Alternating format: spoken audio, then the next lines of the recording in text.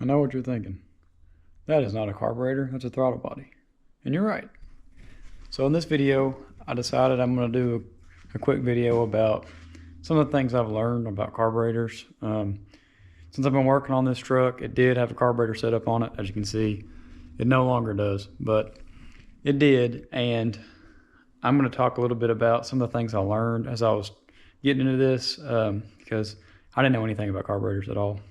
So it took me a while to get it all dialed in and everything, and I went through 2 different carburetors. I'm going to talk about that a little bit, just in case anybody out there is kind of going through the same thing. They're thinking about putting a carburetor on their truck or car, and they're not really familiar with carburetors like me, and I was trying to learn, and there's not a whole lot of videos out there about it. So I'll just tell you some of the main highlights that I learned that really helped me a lot.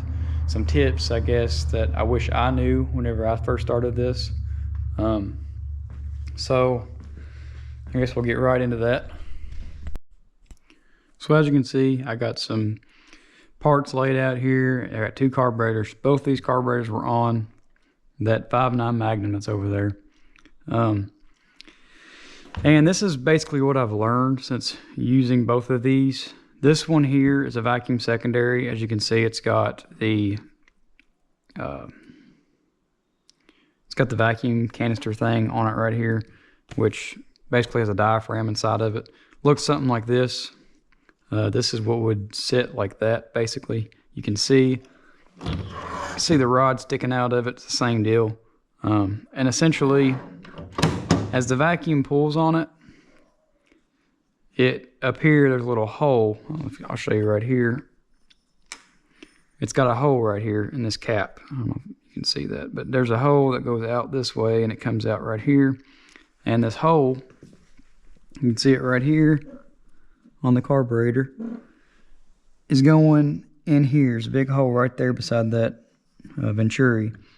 And essentially, as the air pressure is pulling on it, because it's causing a vacuum, because the motors need more air, and as the pistons are going down, they're causing a vacuum, kind of pulling more air in. It's pulling air from right here, and since this is sealed, it just pulls this straight up like that. I can't really do it right here, but it's pulling this up. And I'll show you what happens when this happens. So we'd say you got it floored, right? And then the engine's saying, I need more air. You know, it's kind of got a signal. The vacuum's getting stronger. So essentially, it's going to pull up on this lever here, which is connected to your butterflies, opens the butterflies up, and there you go. Now you got full throttle. See, my deal was, essentially, no matter what I seemed to do about this, I couldn't get it to open at the right speed. Now they do sell these springs that you can change, because these do have springs that go on them like this. That way it kind of slows down the process of it going up, so it doesn't just sling wide open. And based on your spring tension, you can adjust them to where that opens up at the same rate that your engine is wanting it to. As you can see here, there's a spring kit they make, and it tells you on the back what color means what. Well, maybe on the back. Somewhere, I think it had a piece of paper in it actually. It told you what color meant lighter spring, heavier spring, what, and so on. But essentially, you just kind of go through them and figure out what you need. I think what I did is I put the heaviest spring in first, and it didn't like that. Then I put the lightest spring in, didn't like that. Then I kind of went throughout the middle.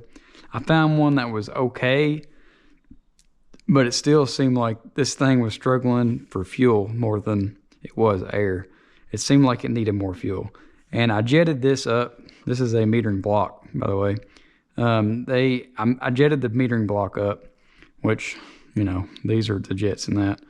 But even when I did that, it's still, I jetted them up quite a bit, and it wouldn't act right under throttle, like full throttle.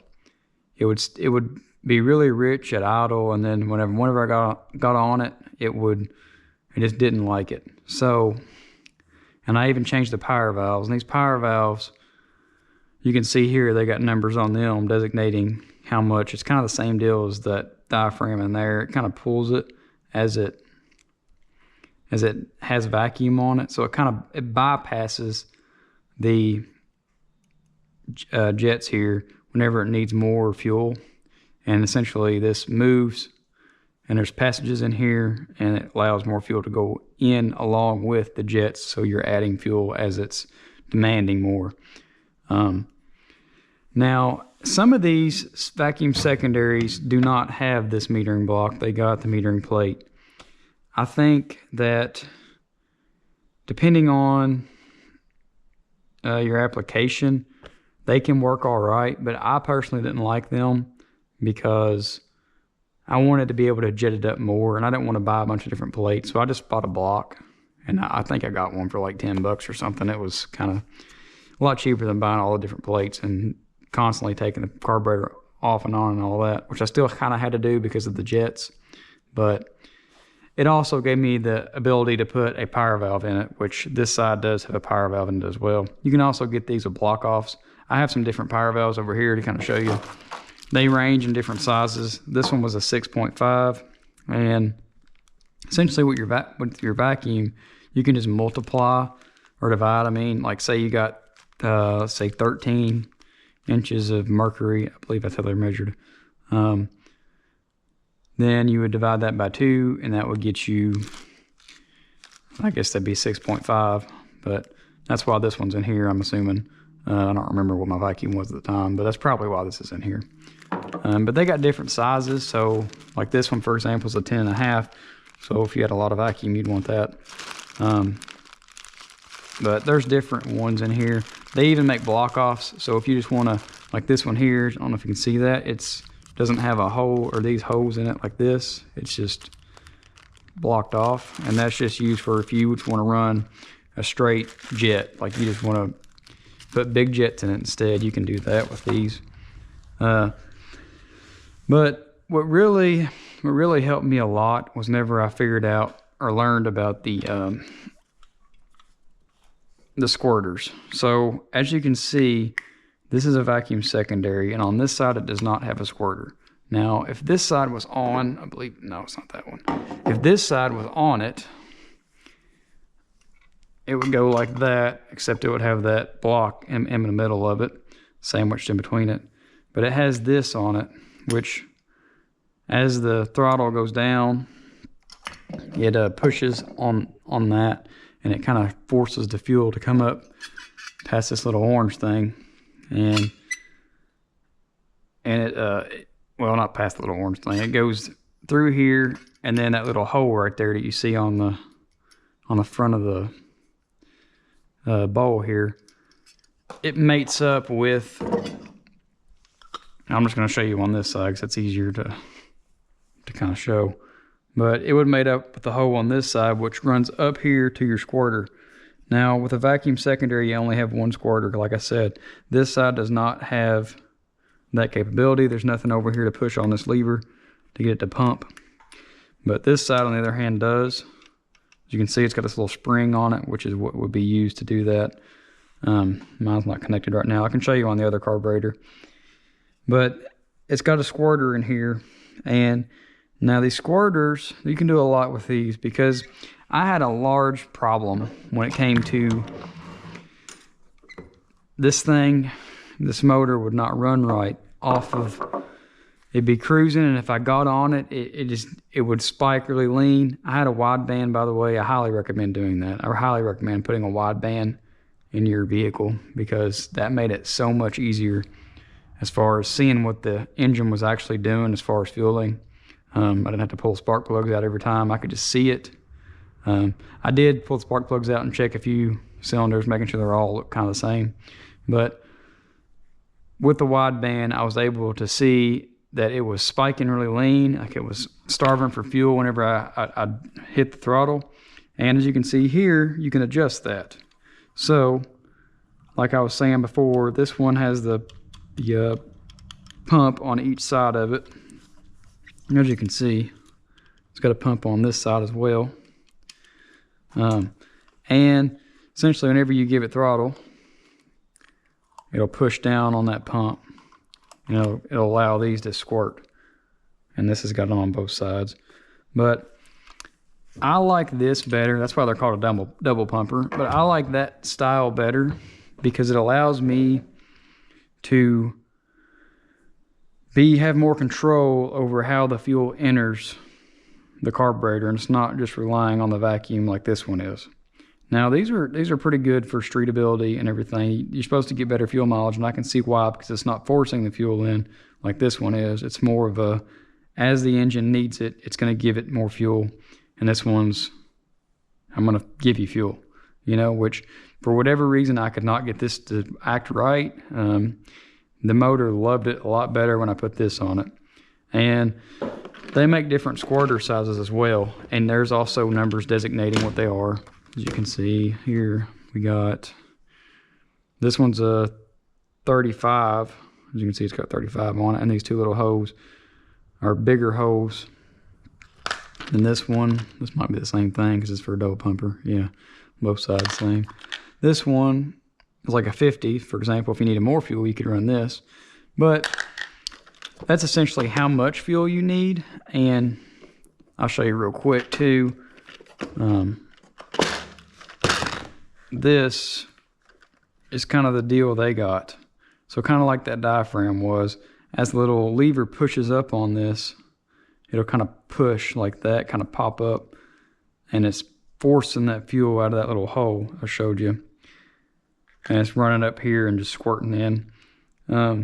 You can also do a lot of adjustment right here, and this is where I spent most of my time getting this right, because this made the biggest difference for me.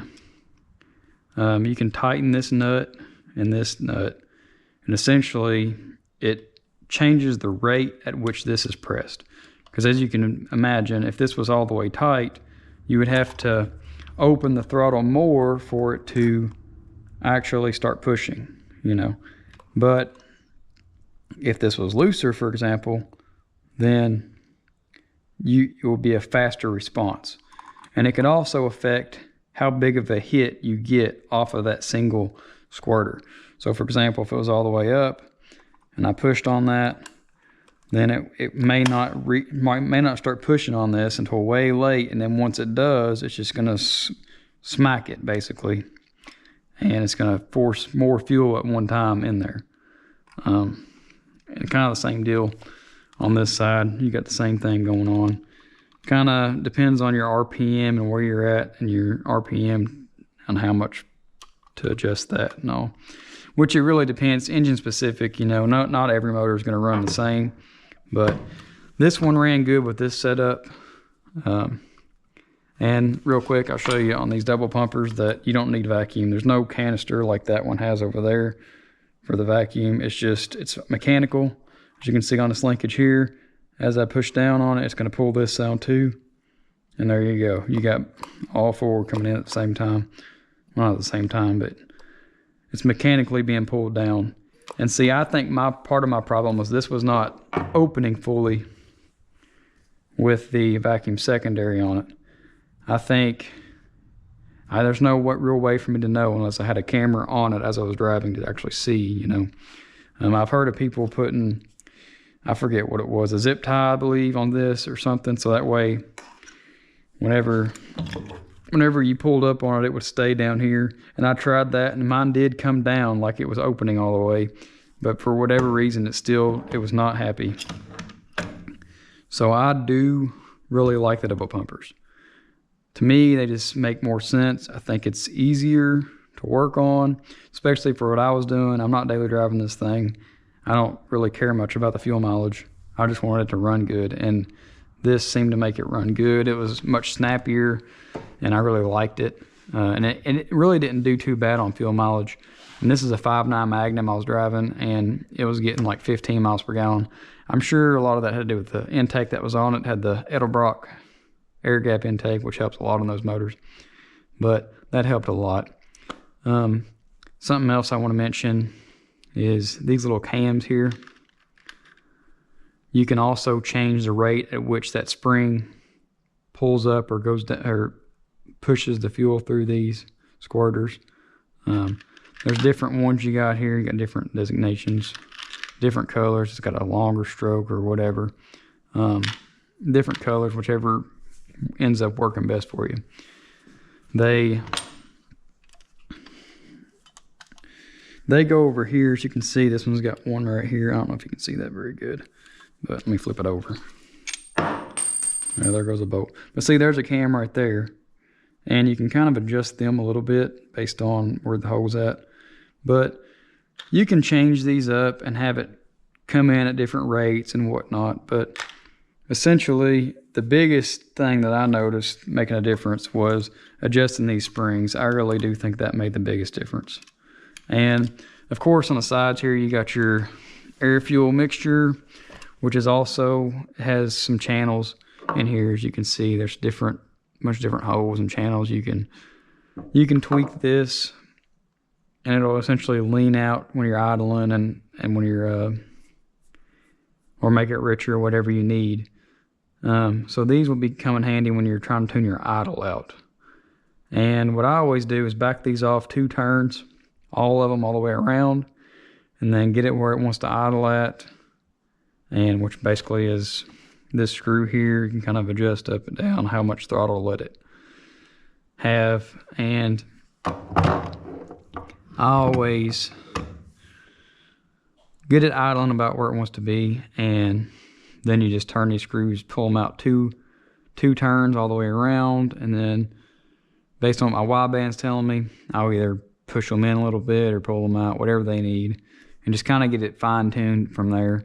But the biggest struggle that I had, that's why I'm emphasizing this so much, was right here on these pumps. I always just would mess with this all the time, and I finally got them all right, and it ran great once I did. And like I said before, your jets, you're going to have to play around with these. That's one of the things with carburetors, a lot of trial and error. I'm messing with some of the stuff to get it all right. But I got this one pretty good, and hopefully with the EFI, it'll be a little bit easier to get that tuned in. I think it will be, but that's besides the point. I just wanted to mention some of the things that I learned here working on these carburetors. I got a jet kit here too, if anybody's interested in or what those are. I mean, there's 64 through 99 jets, whichever you need. You know, I bought this from Holley. It wasn't too bad price. I don't remember exactly what it was, but this came in handy a lot, and I really did use a lot of these. Something else I want to mention though before we get done here. These spacers, now for me it did make a difference. I noticed it. So I ran this without a spacer, and it seemed like it did seem more responsive whenever I put a spacer on it. Now it ran pretty good, but I noticed my AFRs change, which is kind of to be expected whenever you're messing with stuff like this. But I noticed I had this open spacer in it, and it was kind of all over the place. See, the way this spacer works is you can kind of pop this in and out. It's kind of in there right now. Oh, probably because my gasket's attached to it. But yeah, see, this pops out like that, and this gasket's no good. But it pops out, and then you can pop this one in if you wanted an open spacer, or vice versa, whichever you wanted. But yeah, just slide that in, it'll go in there. I just don't really want to mess with it right now. But I noticed that my engine particularly worked much better whenever it had this 4-hole in it. And what I noticed about it was on my wideband, whenever I was driving it, it was much more consistent. Like the carburetor was getting a better vacuum signal from the motor about how much it needed, I guess you'd say, as far as fueling.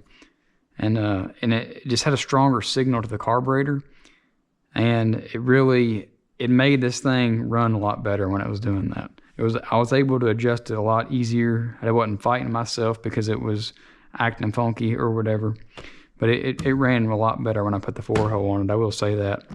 And that is on a 5.9 Magnum with the Edelbrock intake on it. I'm sure that the Chinese intakes, knockoff brands, would be the same way. But I figured I'd just make this video in case anybody else was like me and didn't really know much about carburetors and wanted to kind of learn a little bit about them. I know it wasn't the greatest video. I didn't really go too far into this. It's been a while since I really messed with them, to be honest with you. And it's something you kind of got to learn on your own. You'll figure it out as you go, but there's a lot of trial and error, like I said.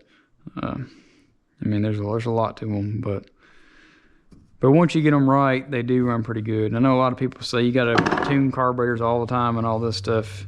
Like they'll go out of adjustment on you and all that. Well, mine never did. Once I got it right, there was a few times I would tweak it a little bit, try to make it a little bit better. It wasn't really because it went off tune. It was more of, I want to try to make this part a little bit better.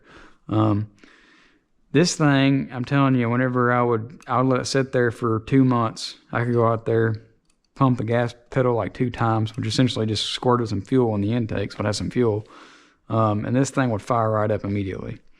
I mean, I never had trouble with this carburetor. It always ran great, didn't leak or nothing. Everything was good with it. But I don't regret doing the carburetor thing on that truck to begin with at all. Like I said, it ran great, and it was pretty responsive once everything got tuned out and dialed in. But I figured I'd make this video just in case anybody else kind of ran into the same deal that I did, where there's not a lot of videos on it, and I just wanted to kind of get my take on it just in case anybody else was interested. Real quick though, before we're done here, I just want to walk over here and show you what my MSD setup was. So, my ignition setup. So I had a distributor in mine. It was locked out. I don't know if you can see in there, but there's a lockout plate. You can see it's got the little notches in it. See it spinning down there, maybe. But essentially what it did is these weights in here, it would keep them from, as you can see, the vacuum advance is off of it. It's not on there. There's a hole right there. But it keeps it locked in, those weights that swing out and the springs that swing out. You basically adjust the weight, the weights, we can put different weights in it and different springs. It's kind of the same deal, like with the tension of it will keep how fast it will advance or retard the timing. I just locked mine completely out, and I used MSD, the programmable box, a 6A02. This is part number 6530. I really do like this box. I use that so that way I could put my own custom curve in it. I didn't have to play with the weights and the springs. I could just do it all the way I wanted to do it.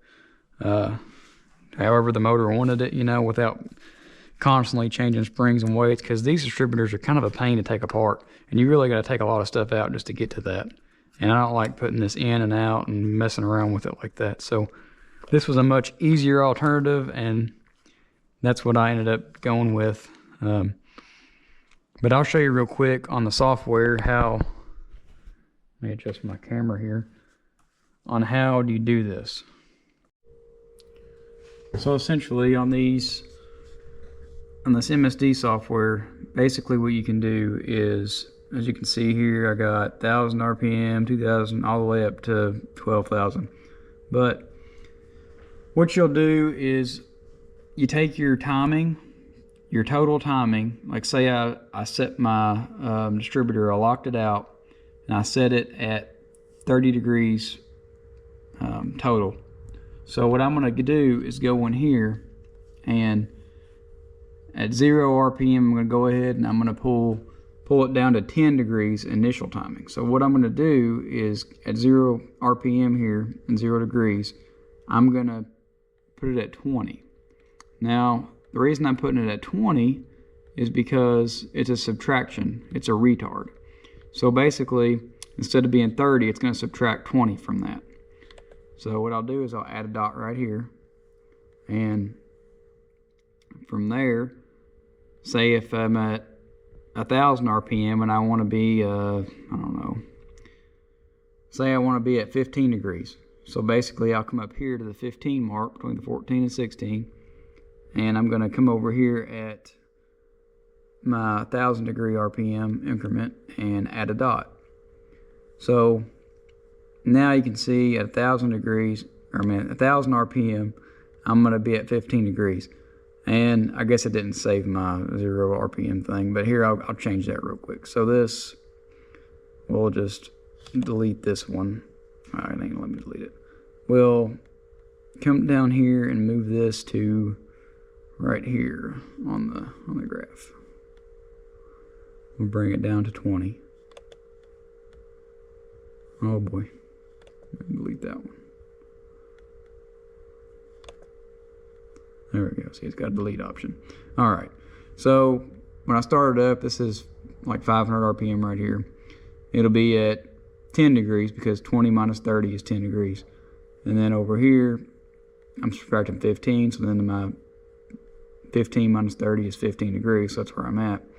Now, you can continue to do this all the way throughout. If you want to go all the way back up to total, say you want it all in by 4,000, you can come over here, add your dot, and there you go. Now, this curve, if you don't like how steep that's going, you can come in here and you can take this one down. Like, for example, I can add the dot, I can add the dot right here, and that'll kind of slow down my, or right here, for example.